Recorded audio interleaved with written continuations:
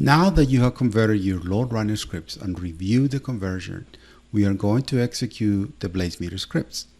First, we are going to execute the JMeter script after you have completed the review of the script. You will need to enable the tree view prior to the execution of the script.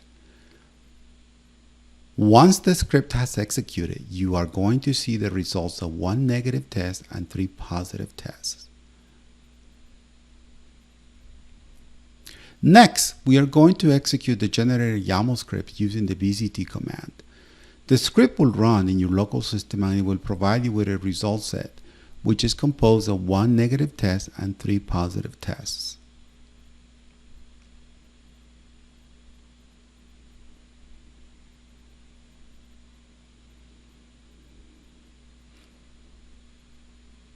And finally, we are going to execute the YAML script in BlazeMeter, where the test will use a public location to start the test.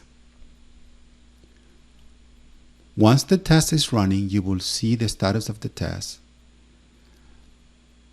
Finally, once the test is completed, you will be able to see the completed steps in the summary page.